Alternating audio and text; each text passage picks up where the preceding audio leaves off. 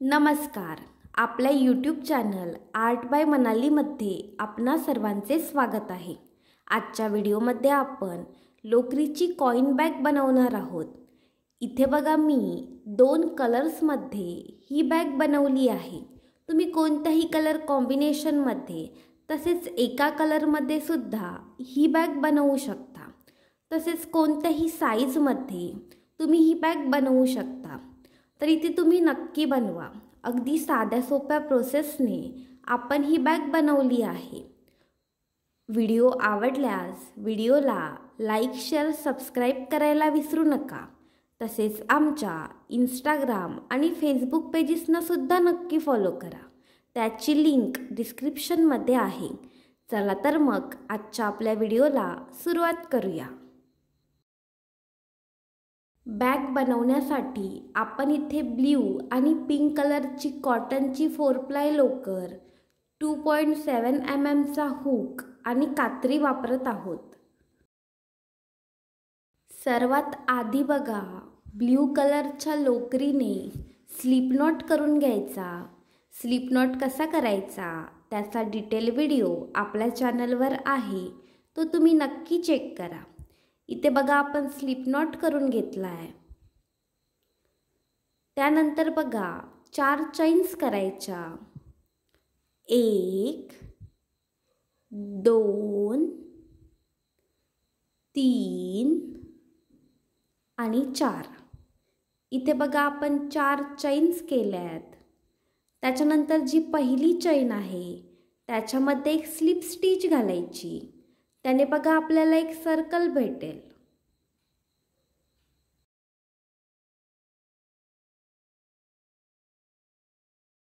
आता बघा आपण आपल्या पहिल्या राऊंडला सुरुवात करूया.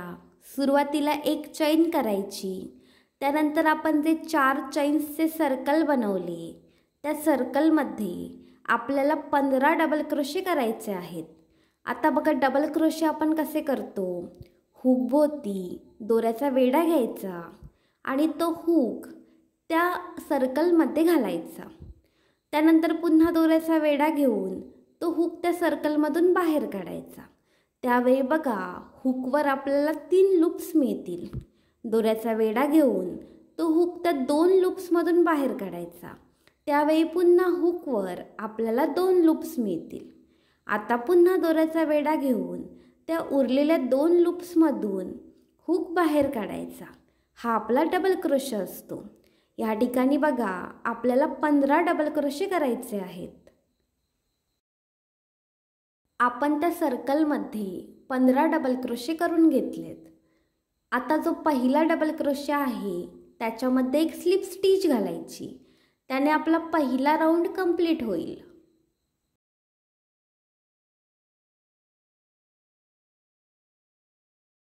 आता दुसरा राऊंड बघा कसा करायचा. सुरुवातीला एक चैन करायची. त्यानंतर जे पहिले प्लेस आहे त्या पहिल्या प्लेसमध्ये 2 डबल क्रोशे करायचे.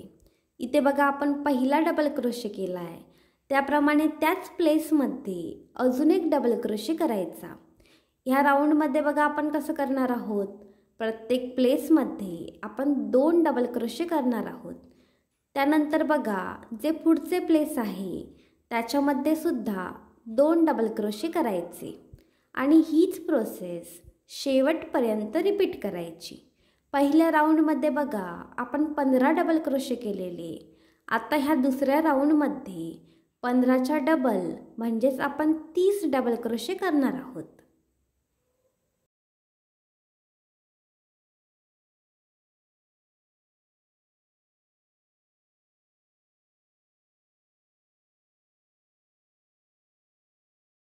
ह्या राऊंडमध्ये बघा आपण प्रत्येक प्लेसमध्ये 2 डबल क्रोशे असे 30 डबल क्रोशे करून घेतलेत. त्यानंतर बघा ह्या राऊंडचा शेवट करण्यासाठी जो पहिला डबल क्रोशे आहे त्याच्यामध्ये एक स्लिप स्टिच घालायची. त्याने हा राऊंड कंप्लीट होईल.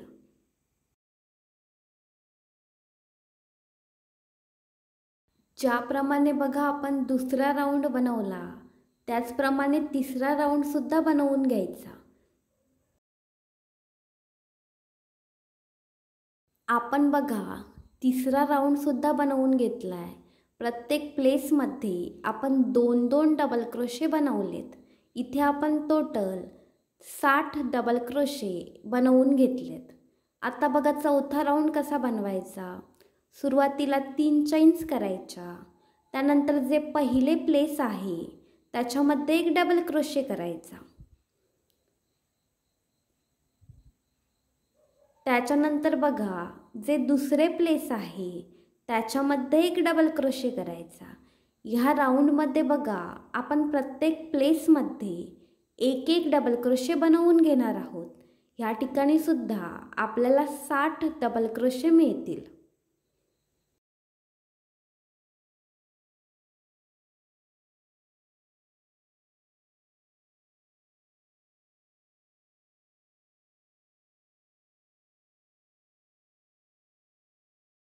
चौथ्या राऊंडमध्ये बघा आपण प्रत्येक प्लेसमध्ये एक एक डबल क्रोशे बनवून घेतलं आहे.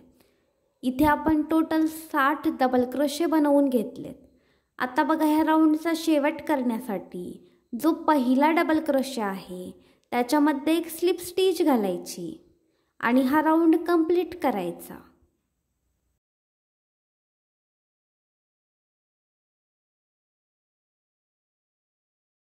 ज्याप्रमाणे बघा चौथा राऊंड आपण बनवला आहे त्याप्रमाणे 5वा आणि 6वा राऊंडसुद्धा बनवून घ्यायचा. इथे बघा सेम प्रोसेस वापरून आपण 5वा आणि 6वा राऊंडसुद्धा बनवून घेतला आहे. प्रत्येक प्लेसमध्ये आपण एक एक डबल क्रोशे बनवला आहे.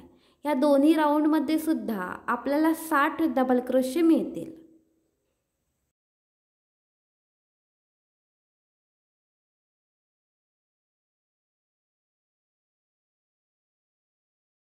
ज्या ठिकाणी बघा 6वा राऊंड कंप्लीट झाला आहे त्याच ठिकाणी पिंक कलरचा धागा ॲड करून घ्यायचा.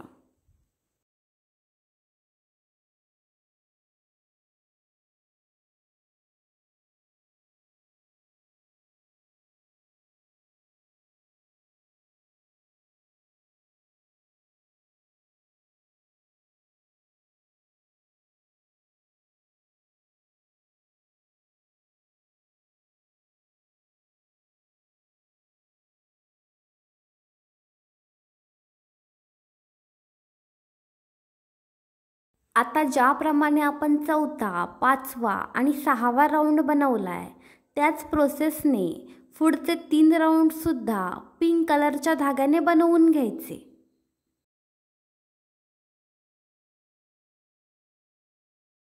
इथे बघा आपण सेम प्रोसेस वापरून 3 राऊंड्स बनवून घेतलेत.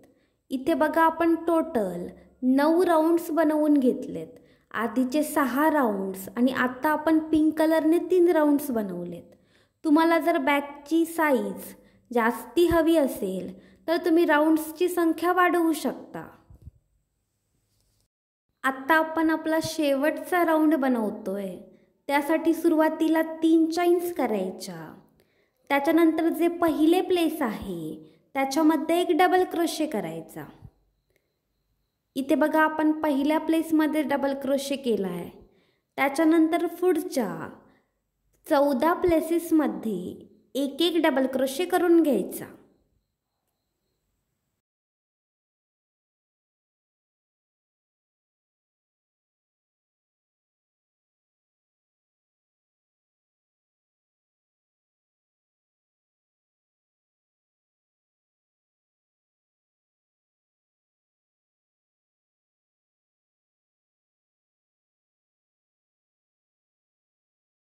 इथे बघा आपण सुरुवातीच्या 15 प्लेसेसमध्ये एक एक डबल क्रोशे करून घेतलाय. त्याच्यानंतर बघा 50 चैन्स करायच्या. 2 3 ह्याप्रमाणे ह्या ठिकाणी 50 चैन्स करायच्या. इथे बघा आपण 50 चैन्स करून घेतल्यात. तुम्हाला बॅगचा हँडल जर मोठ्या साईजचा हवा असेल तर तुम्ही चैन्सची संख्या वाढवू शकता. मी इथे 50 चैन्स करून घेतल्यात. त्यानंतर बघा जो पुढचा डबल क्रोशे आहे किंवा जे पुढचे प्लेस आहे त्या प्लेसमध्ये एक डबल क्रोशे करायचा. त्याच्यानंतर बघा पुढच्या 29 प्लेसेसमध्ये एक एक डबल क्रोशे करून घ्यायचा.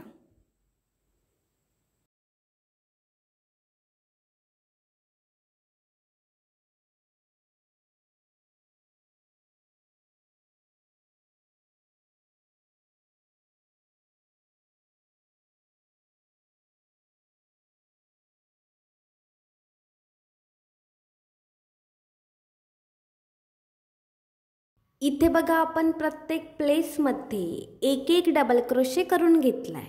तुम्ही बघू शकता आपण 30 प्लेसेसमध्ये एक एक डबल क्रोशे करून घेतलाय.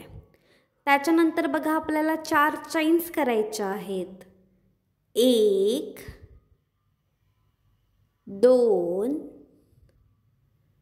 3 आणि 4. इथे बघा आपण 4 चैन्स करून घेतल्यात. त्याच्यानंतर जे पुढचे प्लेस आहे, जो पुढचा डबल क्रोशे आहे, त्याच्यामध्ये एक डबल क्रोशे करायचा. त्यानंतर बघा जे त्याच्या पुढचे प्लेस आहे त्याच्यामध्ये सुद्धा एक डबल क्रोशे करायचा. आता शेवटपर्यंत हीच प्रोसेस रिपीट करायची. आपल्याला बघा टोटल 15 डबल क्रोशे ह्या ठिकाणी मिळतील.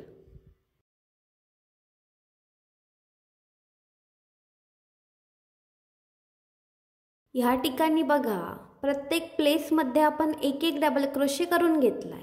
असे 15 डबल क्रोशे आपण शेवटी करून घेतलेत. आता बघा ह्या राऊंडचा शेवट करण्यासाठी जो पहिला डबल क्रोशे आहे त्याच्यामध्ये एक स्लिप स्टिच घालायची आणि ह्या राऊंडचा शेवट करायचा. इथे बघा आपला 10वा राऊंड सुद्धा कंप्लीट झाला आहे.